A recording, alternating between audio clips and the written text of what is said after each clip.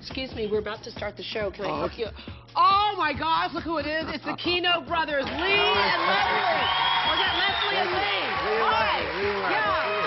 Wait, Leigh and Leslie, Leslie and Leigh. You got it. You got it. I got it? Wait, Leigh and Leslie, Leslie and Leigh. Which one is it? It's Leigh and Leslie.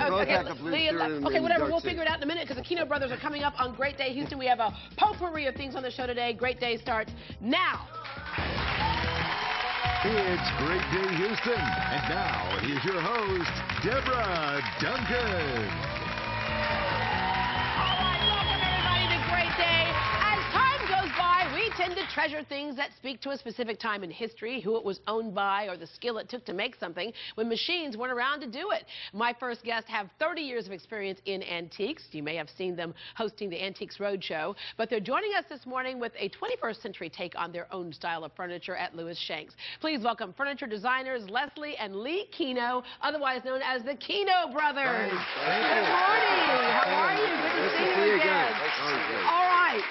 So, when did your style or your interest in furniture really start? Well, we've always loved furniture from every period and up to contemporary, 18th century, Chippendale and Queen Anne, and mid-century modern. And so we decided to make a furniture line and started drawing these designs.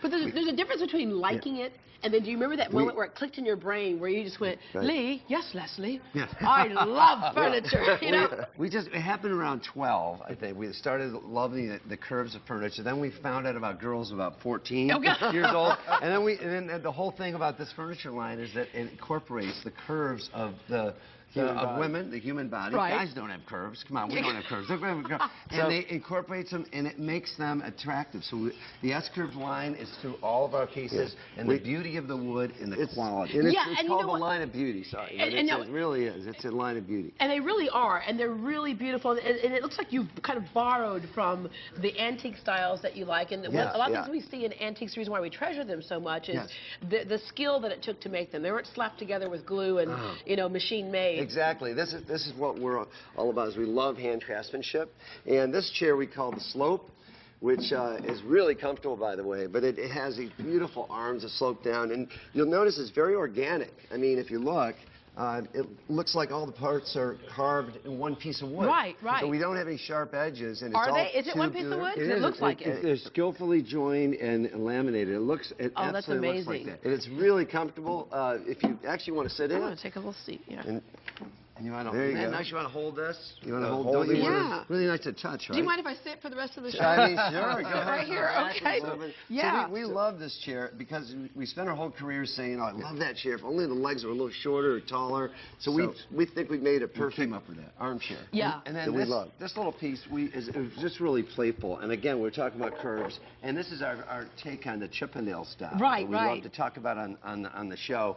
And it's just curvy. This wood is faded Afram. We didn't know what Afram was 5 years ago, but Afram is beautiful, just natural, and it's just kind of playful. You can use it anywhere in the house, and we just love it. And again, is this one piece of wood or is it veneered? This is veneered on hardwood as they did in the 18th century. And you see this little dip here? You can touch it. You see that concave area? Yeah. Little subtle details like that make the piece more sculptural. It's like really sculpture pretty. You can live with. Yeah, That's what we think absolutely, of this, absolutely. And a nice little side table. Again, we love to mix and match wood. So this is fiddleback sycamore, like you might see on a beautiful violin. And this is cherry wood legs, and just a nice little side table. And the amazing thing about the company that makes these, Theodore Alexander, is inside here you've got this incredible figured birch wood.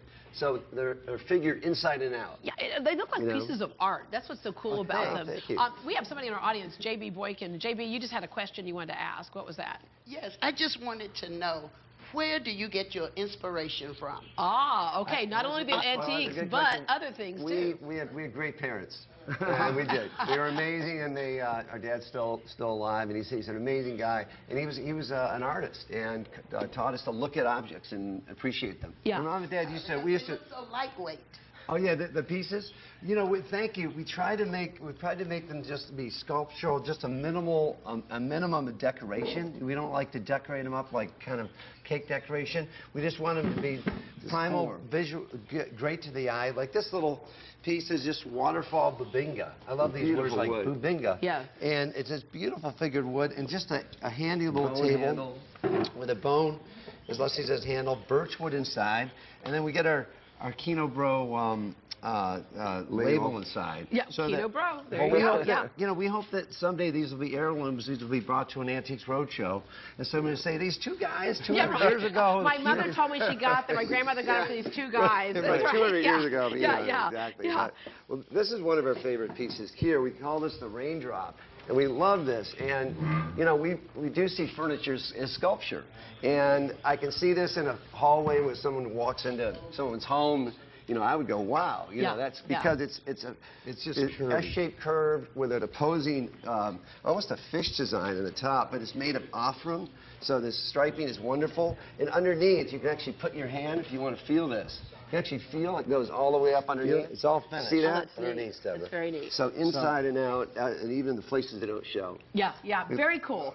You know, you guys have a certain philosophy about furniture, and one of them is that you don't necessarily have to go in and buy the whole matching suite. Instead, collect pieces you love one at a time, and almost like with antiques, oftentimes you don't find the whole matching suite anymore. Right. So, I mean, the way people collect today, and I think do their home stage, don't you think, is that they put great things together that they like, old things they had before, things they found, and it doesn't have to be one style of room. You know what I mean? It has to have interesting things, a couple of ugly things maybe, to make it interesting, and to make it human looking. You know, it's some contrast. Yeah. And that makes it all, that's life. Multi-purpose. Yep. Items as well, especially in today's economic times.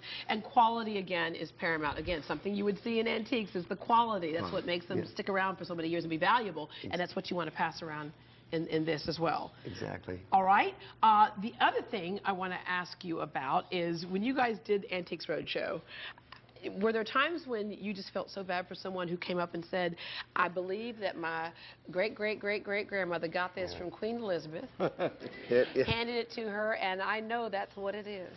And then you had to look at her and say, It is hard to give, you know, bad news about something, because everyone wants to have that winning lottery ticket on the Antiques Roadshow, of course. But we let them down softly, and hopefully we hope they leave that day with a smile on their face, because we hope we've told them what kind of wood it is, maybe, or how it's made, where it's made. and then you can just say, well, and you can always go to Lewis Shanks and buy one of our pieces.